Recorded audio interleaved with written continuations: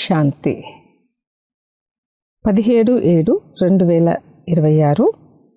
మధురమైన పిల్లలు, ఈ భారత భూమి నిరాకార తండ్రి యొక్క జన్మభూమి. మీకు రాజయోగాన్ని నేర్పించి రాజ్యాన్ని ఇవ్వడానికి, మీకు సేవ చేయడానికి తండ్రి ఇక్కడికే వస్తారు. రాజయోగాన్ని నేర్పించి రాజ్యం ఇవ్వడానికి, మీకు సేవ చేయడానికి తండ్రి ఇక్కడికే వస్తారు. ప్రశ్న: శివ్ బాబా తన పిల్లలు ప్రతి ఒక్కరితోనూ ఏ ప్రతిజ్ఞ చేయిస్తారు? జవాబు: మధురమైన పిల్లలు, ప్రతిజ్ఞ చెయ్యండి. బాబా, మేము ఎటువంటి వికర్మలు చెయ్యము. మేము 5 వికారాలను దానము ఇస్తాము. ఒకవేళ మేము దానమిచ్చి మళ్ళీ తిరిగి తీసుకున్నట్లయితే చాలా పాపం తయారవుతుందని, దానికి కఠినమైన శిక్షలు అనుభవించవలసి ఉంటుందని లోపల భయం ఉండాలి. హరిశ్చంద్రుని కథ కూడా దీని ఆధారంగానే తయారు చేయబడి ఉంది. ఓం శాంతి. ఇది పిల్లల యొక్క గాడ్లీ స్టూడెంట్ లైఫ్, ఈశ్వరీయ విద్యార్థి జీవితం. మేము తండ్రి వద్దకు వచ్చామని పిల్లలకి తెలుసు. పిల్లలకి తెలుసు. వారే వచ్చి కల్పకల్పము భారత్వాసీ పిల్లలకు రాజ్య భాగ్యాన్ని ఇస్తారు. వారు భారత్లోనే వస్తారు కదా. ఇది భారత్ భూమి. తమ మాతృభూమి పట్ల చాలా ప్రేమ, గౌరవము ఉంటుంది. ఒకవేళ విదేశాలకు చెందిన గొప్ప వ్యక్తి ఎవరైనా ఇక్కడ మరణిస్తే వారిని తిరిగి విదేశాలకు తీసుకువెళ్తారు. అలాగే ఇక్కడి గొప్ప వ్యక్తి ఎవరైనా విదేశాల్లో మరణిస్తే వారిని ఇక్కడికి తీసుకువస్తారు. మాతృభూమి పట్ల గౌరవము ఉంటుంది. భారత్ను భగవంతుని జన్మభూమి అని అంటారు. ఎవరినైతే భగవంతుడు లేక అల్లా, పరమాత్మని అంటారో ఇప్పుడు మీరు వారి ఎదురుగా కూర్చున్నారని మీకు తెలుసు. ఎవరినైతే పరమాత్మ అంటారో ఇప్పుడు మీరు వారి ఎదురుగా కూర్చున్నారని మీకు తెలుసు. వారికి పేరైతే తప్పకుండా ఉండాలి కదా. అల్లా అని అన్నా కూడా లింగాన్ని పూజిస్తారు. ఈశ్వరుడు లెక్కకూదా అని అంటున్నప్పుడు తప్పకుండా వారి గుర్తులు కూడా కావాలి కదా. లింగాన్ని అన్ని చోట్ల పూజిస్తారు. ఈ రోజుల్లో చిత్రాలలో కూడా దేవతల ఎదురుగా పరంపిత పరమాత్ముని చిత్రాన్ని లింగ రూపంలో చూపిస్తారు. వారు అందరికన్నా ఉన్నతమైన వారు. వారికి తమదంటూ శరీరమే లేదు. అందుకే వారిని నిరాకారుడు అని అంటారు. వారు సాకారుడు కాదు. మనము శిక్షణ తీసుకునేందుకని కల్పకల్పము వారి ముందు హాజరవుతామని ఇప్పుడు పిల్లలైన మీకు తెలుసు. భగవాన్ వాచ అని అన్నప్పుడు తప్పకుండా రాజయోగాన్ని నేర్పిస్తూ ఉండవచ్చు. విద్యార్థులకు రాజయోగాన్ని నేర్పించాలి. తద్వారా వారు రాజా రాణులుగా అవుతారు. యుద్ధం మొదలైన వాటి విషయం ఏమీ లేదు. ఈ లక్ష్మీనారాయణులు మొదలైన వారు రాజ్యాధికారాన్ని యుద్ధం చేసి ఏమీ పొందలేదు. వారు సత్యుగ రాజ్యాన్ని ఎలా పొందారు అనేది ప్రపంచానికి అస్సలు తెలియదు. మనము తండ్రి నుండి రాజ్యాన్ని తీసుకుంటున్నామని, మనము వారి సమ్ముఖంలో కూర్చుని ఉన్నామని పిల్లలైన మీరిప్పుడు అర్థం చేసుకున్నారు. వారే మనకు తండ్రి, శ్రీకృష్ణుడు కాదు. శ్రీకృష్ణుడు చిన్న బాలుడు, అతడు రచన. ఇప్పుడు తప్పకుండా శ్రీకృష్ణుడు పదవిని తీసుకుంటారు. దాని ఆధారంగా భవిష్యత్తులో వారు శ్రీకృష్ణుడిగా పిలువబడతారు. ఇదంతా చదువుకి సంబంధించిన విషయం. తండ్రి మనకు రాజయోగాన్ని నేర్పిస్తారని మీకు తెలుసు. ఎలాగైతే మనుషులను బ్యారిస్టర్, ఇంజనీర్ మొదలైన వారిగా తయారు చేస్తారో అక్కడ వారు మనుషులే కదా. మనము కూడా మనుషులమే, కానీ మనము పతితంగా ఉన్నామని మీకు తెలుసు. ఇప్పుడు తండ్రి పావనంగా కూడా తయారు చేస్తారు మరియు మనకి వారసత్వాన్ని కూడా ఇస్తారు. కొత్త ప్రపంచమే పావన ప్రపంచంగా ఉంటుంది. కొత్త ప్రపంచంలోనే రాజ్యం ఉంటుంది. ఇప్పుడు మీరు తండ్రి సమ్ముఖంలో కూర్చున్నారు. ఎలాగైతే లౌకిక తండ్రి కూర్చొని పిల్లలకి ప్రేమగా అర్థం చేస్తారో అలా వీరు విచిత్రుడైన పారలౌకిక తండ్రి. వీరి కోసమే త్వమేవ మాతాశ్చ పితా త్వమేవ అని మీరు పాడుతూ వచ్చారు. ఎవరినైతే మనము భక్తి మార్గంలో మహిమ చేశామో వారు తమ పాత్రను అభినయిస్తున్నారని ఈ సమయంలో మీకు తెలుసు. మేము శివబాబా వద్దకు వచ్చామని మీరంటారు. మేము శివబాబా వద్దకు వచ్చామని మీరంటారు. ఉత్తరాన్ని కూడా శివబాబా కేర్ ఆఫ్ బ్రహ్మ అని రాస్తారు. మీరు ఎవరికైనా పోస్టును చూపించినట్లయితే ఆశ్చర్యపోతారు. శివబాబా కేర్ ఆఫ్ బ్రహ్మ అని ఎప్పుడు వినలేదే అని అంటారు. శివబాబా బ్రహ్మలోకి వచ్చి విష్ణుపురిని స్థాపన చేస్తున్నారు. వారు ఎదురుగా నిలబడి ఉన్నారు. పైన శివబాబా ఉన్నారు. శివబాబా బ్రహ్మ ద్వారా స్థాపన చేశారు, మళ్ళీ ఇప్పుడు చేస్తున్నారు. ఇది ప్రవృత్తి మార్గము. లౌకిక విద్యలో కూడా బ్యారిస్టర్ చదివేటప్పుడు స్త్రీ పురుషులు ఇరువురు కలిసి చదువుకుంటారు. స్త్రీ కూడా జడ్జి, బ్యారిస్టర్, డాక్టర్ మొదలైన వారిగా అవుతారు. ఇది కూడా ప్రవృత్తి మార్గమే. సన్యాసులది నివృత్తి మార్గము. అది వేరు.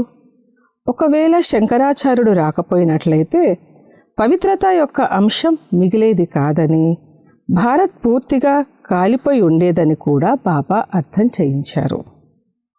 భారత్ను నిలబెట్టేందుకనే ఈ విధంగా నిశ్చితమై ఉంది.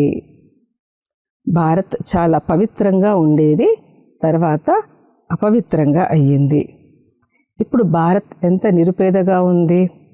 బంగారు లంక సముద్ర గర్భంలోకి వెళ్ళిపోయింది అంటారు. ఇప్పుడు లంక అయితే బంగారంతో తయారు చేయబడి లేదు. ఈ కథలన్నీ కూర్చుని రాశారు. వీటి వల్ల లాభమేమీ లేదు. తప్పకుండా బాబా మనల్ని పూర్తి సహజమైన స్మృతి యొక్క బలంతో ఎంత ఉన్నతంగా తయారు చేస్తున్నారు అనేది పిల్లలైన మీకు తెలుసు. బాబా ప్రతిజ్ఞ చేస్తున్నారు. ఒకవేళ నిరంతరం శృతి చేసే పురుషార్థాన్ని చేసినట్లయితే వికర్మలు వినాశనమవుతాయి. బాబాని ప్రతిజ్ఞ చేస్తున్నారు. పిల్లలు నిరంతరం శృతి చేస్తే తప్పనిసరిగా వికర్మలన్నీ భస్మమవుతాయి.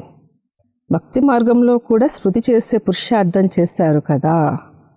ఎందుకు స్మృతి చేస్తారు? మాకు సాక్షాత్కారాలు కలగాలి అని స్మృతి చేస్తారు. అంతేకాని కృష్ణపురిలో మాకు రాజ్యాధికారం లభించాలి, లేక మేము నరుడి నుంచి నారాయణగా అవ్వాలి అన్న స్మృతులైతే ఏమీ లేవు భక్తి మార్గములో. మీకు కూడా మేము మనుషుల నుండి దేవతలుగా అవ్వాలి అనే ఆశ ఏమీ ఉండేది కాదు. భక్తి మార్గంలో మనుషుల నుండి దేవతలుగా తయారు చేయడానికి భగవంతునికి ఎంతో సమయం పట్టదు అని అంటూ కూడా ఉంటారు. తప్పకుండా కలియుగం తర్వాత సత్యుగం వస్తుందని మీరు చూపిస్తారు. కలియుగంలో ఎంతమంది మనుషులున్నారు? సత్యుగంలో ఒకే ధర్మం ఉంటుంది. ఇప్పుడు మీకు ఆత్మ మరియు పరమాత్మల జ్ఞానం కూడా లభించింది. ఆత్మ జ్ఞానం ఉన్న మనుషులు ప్రపంచంలో ఒక్కరు కూడా లేరు. ఆత్మలో 84 జన్మల పాత్ర ఎలా నిశ్చితమై ఉన్నది అనేది ఎవ్వరికీ తెలియదు. ఈ మాటలు కూడా ఎప్పుడూ ఎవరి నుండి వినలేదు. తండ్రి అయితే జ్ఞానసాగరుడు, పతిత పావనుడు, నిరాకారుడు. మన ఆత్మ ఇప్పుడు పాపాత్మ నుండి పుణ్యాత్మగా అవుతుందని మీకు తెలుసు. సత్యుగంలోనైతే అందరూ పుణ్యాత్ములే. ఇక్కడ పాపాత్ములున్నారు. చాలా దాన పుణ్యాలు చేసిన వారిని పుణ్యాత్ములు అంటారని కాదు, అలా కాదు. పుణ్యాత్ములు సత్యుగంలో ఉంటారు. ఇక్కడ మనుషులైతే ఎవరైతే ఉన్నారో దాన పుణ్యాలు చేస్తారో వారిని ఇక్కడి వారు పుణ్యాత్ములుగా భావిస్తారు. అక్కడ మీకు దాన పుణ్యాలు మొదలైనవి చేయాల్సిన అవసరం ఉండదు. ఎందుకంటే అక్కడ ఎవ్వరూ కూడా పేదవారిగా ఉండరు. అక్కడ మీరు సదా కొరకు పుణ్యాత్ములుగానే ఉంటారు. మీరు మీ తనువు, మనసు, ధనము, సర్వస్వం అనంతమైన తండ్రి కోసమై ఇస్తారు. దీనినే బలిహారం అవ్వడం అని అంటారు. తండ్రి అంటారు, ముందు నేను బలిహారం అవుతానా లేక మీరా? బాబా అంటారు, ముందు మీరు బలిహారం అవుతారు, అప్పుడు 21 జన్మల కోసం నా బలిహారం లభిస్తుంది. ఈ విషయాలను ఇప్పుడు మీరు మంచి రీతిలో అర్థం చేసుకుంటారు, డైరెక్ట్గా వింటారు. ఇంటిలో ఉన్నా కూడా అక్కడికి మురళి అందుతుంది, అంటే దూరం నుండి వింటారు. ఇప్పుడైతే తండ్రి సముఖంలో కూర్చుని ఉన్నారు. తండ్రి అంటారు, పిల్లలు, నేను మీకు తండ్రిని కూడా. ఇక్కడ అంధవిశ్వాసం యొక్క విషయమే లేదు. బాబా తండ్రి కూడా, టీచర్ కూడా. తండ్రికి చెందినవారిగా అవ్వడంతో వారు శిక్షణ ఇస్తారు. మీ బుద్ధిలో ఇప్పుడు జ్ఞానం అంతా ఉంది. 84 జన్మల చక్రం కూడా మీకు అర్థం చేయించడం జరుగుతుంది. ఎవరైతే 84 జన్మలు తీసుకునే వారిగా ఉండరో వారు అర్థం చేసుకోరు. తప్పకుండా మేము 84 జన్మల చక్రంలో ఇప్పుడు తిరిగి వెళ్తామని మీరు అర్థం చేసుకుంటారు. తండ్రి అంటారు, ఆత్మలమైన మీరు అశరీరిగా వచ్చారు, మళ్ళీ అశరీరిగా అయ్యి తిరిగి వెళ్ళాలి. వచ్చేటప్పుడు అశరీరి ఆత్మ, వెళ్ళేటప్పుడు అశరీరి అయ్యి వెళ్తుంది. మీరు పవిత్రాత్మలుగా అయి వెళ్తారు. పవిత్రంగా అవ్వడం కోసం మీరు పురుషార్థం చేస్తున్నారు. యోగ బలముతో అనగా స్మృతి బలముతో మీరు పవిత్రంగా అయిపోతారు. యోగం అనే పదము శాస్త్రాలకు సంబంధించింది. రైట్ పదము స్మృతి. పత్నికి పతి యొక్క స్మృతి మరియు పతికి పత్ని యొక్క స్మృతి ఉంటుంది కదా. యోగం యొక్క అర్థమే స్మృతి. తండ్రి కూడా అంటారు, నన్నొక్కరినే స్మృతి చేయండి. ఇతర సాంగత్యాల నుండి బుద్ధి యోగాన్ని తెంచి తండ్రినైనా నాతో బుద్ధి యోగాన్ని జోడించండి, స్మృతి చెయ్యండి. ఎంతగా స్మృతి చేస్తారో అంతగా మీ వికర్మలు వినాశనం అవుతాయి. తప్పకుండా భారత్కు కల్పకల్పము వారసత్వం లభిస్తుంది. శివ జయంతి కూడా ప్రసిద్ధమైనదే. ఎలాగైతే బుద్ధుడు, క్రైస్తు మొదలైన వారికి జయంతులు ఉంటాయో అలాగే నిరాకార శివునికి కూడా జయంతి ఉంటుంది. వారు ఉన్నతోన్నతమైన వారు. కృష్ణ జయంతి కూడా ప్రసిద్ధమైనదే. కానీ వారు వచ్చి ఏం చేస్తారు అనేది ఎవ్వరికీ తెలియదు. శ్రీకృష్ణుడు సత్యయుగ రాకుమారుడిగా ఉండేవారు. సత్యయుగ రాకుమారునిగా అవ్వడం కోసం వారికి తప్పకుండా ఎవరో అలాంటి కర్మలు నేర్పించి ఉంటారు. చిన్నపిల్లలైతే ఎలాగో పవిత్రంగానే ఉంటారు. అక్కడ వికారాల విషయమే ఉండదు. పిల్లలు శుద్ధంగా ఉంటారు. భగవంతుడైతే ఒక్కరే, వారే నిరాకారుడు. God is one. మిగిలిన వారంతా రచన నుండి రచనకు ఎప్పుడు కూడా వారసత్వం లభించదు. వారసత్వం తండ్రి నుండే లభిస్తుంది. సోదరుడికి సోదరుడు నుండి వారసత్వం లభించదు. మీరంతా పరస్పరంలో సోదరులు. సోదర భావము అని అంటారు కదా. తండ్రి అయితే ఒక్కరే. వారసత్వం తండ్రి నుండి లభిస్తుంది. సోదరులందరి సద్గతి దాత ఒక్క తండ్రే. ఆత్మలందరికీ తండ్రి నుండి వారసత్వం లభిస్తుంది. తండ్రి అంటారు, నేను వచ్చి ఆత్మలను చదివిస్తాను, ఆత్మలకు సద్గతినిస్తాను. ఆత్మలకు చదివిస్తారు, ఆత్మలకి సద్గతినిచ్చే సద్గతి దాత నిరాకార తండ్రి ఒక్కరే. తండ్రి కూర్చొని రాజయోగాన్ని నేర్పిస్తారు. ఈ చదువుకు సంబంధించిన పదవిని మీరు ఇక్కడ పొందరు. వారు బ్యారిస్టర్ మొదలైన వారిగా ఈ జన్మలోనే అవుతారు. తర్వాత ఇంకొక జన్మ తీసుకొని మళ్ళీ చదువుతారు. ఈ చదువుతో మనము 21 జన్మలకు ప్రాలబ్ధాన్ని పొందుతామని మీకు తెలుసు. అక్కడ సత్యుగంలో డాక్టర్ మొదలైన వారెవరు ఉండరు. అక్కడ అనారోగ్యాలే ఉండవు. అక్కడ మీరు గర్భమహల్లో ఉంటారు. ఇక్కడ గర్భజైల్లో ఉంటారు. అందులో చాలా శిక్షలు అనుభవిస్తారు. అందుకే ఈ జైలు నుండి బయటికి తీయండి, మేము ఇక మళ్ళీ ఎప్పుడు ఏ తప్పు చెయ్యము అని పిలుస్తారు. ధర్మరాజుకు ప్రతిజ్ఞ చేస్తారు. ఇక్కడ మీరు శివబాబాకు ప్రతిజ్ఞ చెయ్యాలి, బాబా మేమెప్పుడూ వికర్మలు చెయ్యము, మేము పంచవికారాలను మీకు ఇచ్చేస్తాము. వికారాలు అనేవి వెంటనే ఏమీ వదిలిపోవని కూడా బాబాకి తెలుసు. మేము వికారాలను దానమిచ్చి మళ్ళీ తీసుకుంటే చాలా పాపం తయారవుతుందని లోపల భయం ఉండాలి. రాజా హరిశ్చంద్రుడి ఉదాహరణ ఉంది కదా. 5 వికారాలనేవి వెంటనే ఏమీ వదిలిపోవని తండ్రికి తెలుసు. దానికి సమయం పడుతుంది.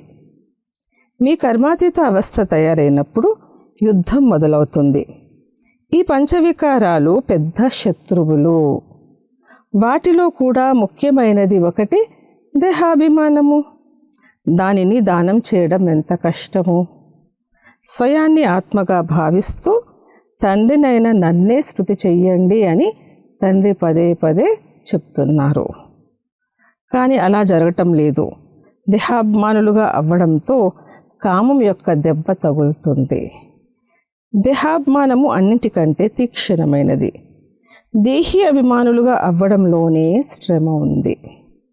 ముఖ్యంగా దేహాభిమానం రావడంతోనే పాపము జరుగుతుంది. పంచవికారాలను దానం ఇవ్వాల్సి ఉంటుంది. దానికి సమయం పడుతుంది.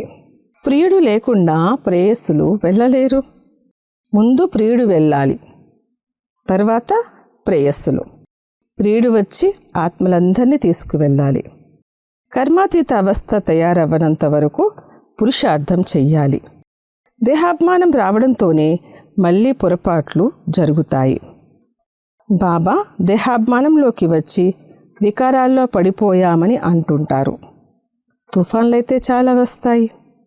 వికారాల సంకల్పాలు వచ్చినా కానీ కర్మేంద్రియాలతో ఎప్పుడూ ఎటువంటి పాపము చేయకూడదు. పిల్లలు అంటారు, బాబా దేహాభిమానంలో వికారాల్లో పడిపోయాం.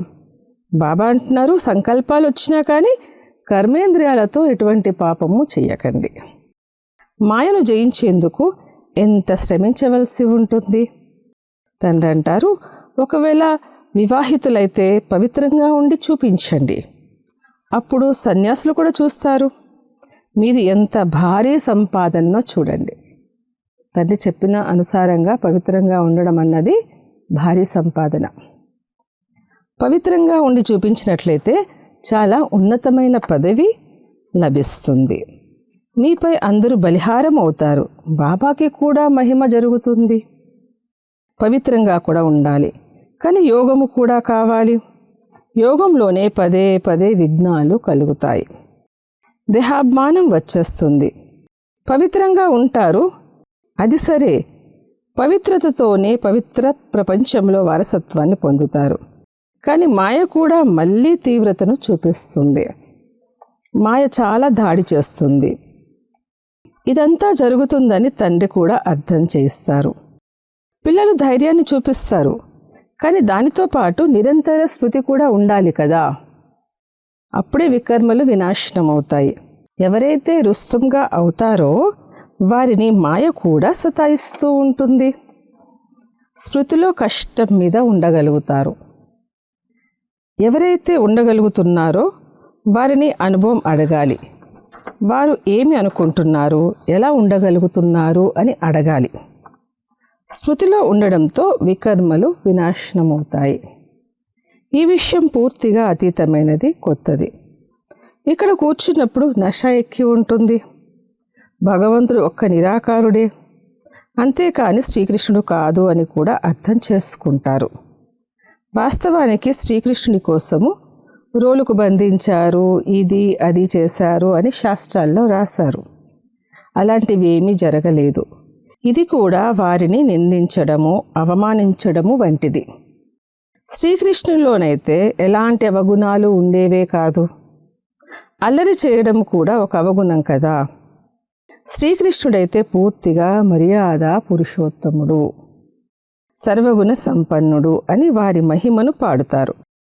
గురుర్బ్రహ్మ గురుర్విష్ణు అని కూడా అంటూ ఉంటారు. మాకు గురువులు లేరు, మేము వీరిని గురువుగా కానీ లేక ఈశ్వరునిగా కానీ భావించము అని చెప్పండి. పతిత పావనుడైతే ఒక్క నిరాకారుడే కదా. సాకార గురువులెవ్వరూ పతిత పావనులు కాలేరు. ఈ సమయంలో మీరు పరంపిత పరమాత్మని పూర్తి జీవిత కథను తెలుసుకున్నారు. 5000 సంవత్సరాలలో శివబాబా ఎటువంటి పాత్ర అభినయిస్తారు అనేది మీరు తండ్రి ద్వారా తెలుసుకున్నారు. నాలెడ్జ్ఫుల్ అయితే తండ్రే కదా. సుఖసాగరుడు, శాంతి సాగరుడు, ఆనంద సాగరుడు అనే ఈ మహిమ వారిదే. తండ్రి వద్ద ఖజానా ఉంటే దానిని తప్పకుండా పిల్లలకి కూడా ఇస్తూ ఉంటారు కదా. అచ్చా, మధురాతి మధురమైన సికిలదే పిల్లలకు మాతాపిత బాప్దాదాల ప్రియ స్మృతులు మరియు గుడ్ మార్నింగ్. ఆత్మిక పిల్లలకు ఆత్మిక తండ్రి నమస్తే. ధారణ కొరకు ముఖ్య సారము. మొదటి పాయింట్, కర్మాతీత అవస్థను ప్రాప్తి చేసుకునేందుకు ఈ కర్మేంద్రియాలతో ఎటువంటి పొరపాట్లు చేయకూడదు.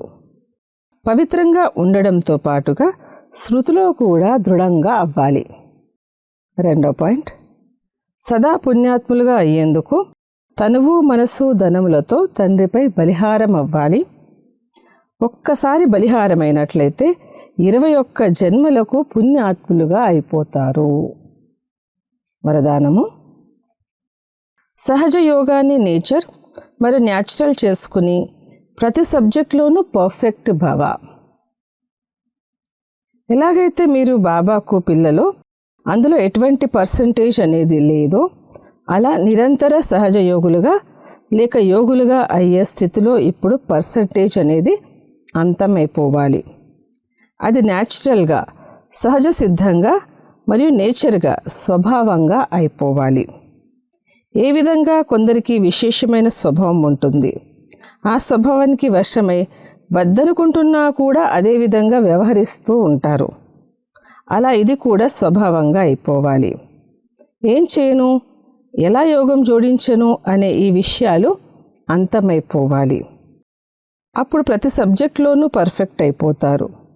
పర్ఫెక్ట్ అనగా ప్రభావము మరియు లోపం నుండి దూరముగా ఉండడము. స్లోగన్, సహనం చేయవలసి వస్తే సంతోషంగా చేయండి, అంతేకాని తప్పదన్నట్లు కాదు. అవ్యక్త ప్రేరణలు. జ్వాలాస్వరూప స్థితిలో ఉంటూ శక్తిశాలి స్మృతిని అనుభవం చెయ్యండి. శక్తిశాలి యోగము అనగా తపన అనే అగ్ని. జ్వాలారూపపు స్మృతియే భ్రష్టాచారము, అత్యాచారము అనే అగ్నిని సమాప్తం చేస్తుంది మరియు సర్వాత్మలకు సహయోగాన్ని ఇస్తుంది. దాని ద్వారానే అనంతమైన వైరాగ్య వృత్తి ప్రజ్వలితమవుతుంది. స్మృతి అనే అగ్ని ఒకవైపు ఆ అగ్నిని సమాప్తం చేస్తుంది, మరొక వైపు ఆత్మలకు పరమాత్ముని సందేశము, శీతల స్వరూపం యొక్క అనుభూతిని చేయిస్తుంది. దీని ద్వారానే ఆత్మలు పాపాల అగ్ని నుండి విముక్తులు కాగలరు. అచ్చా, ఓం శాంతి.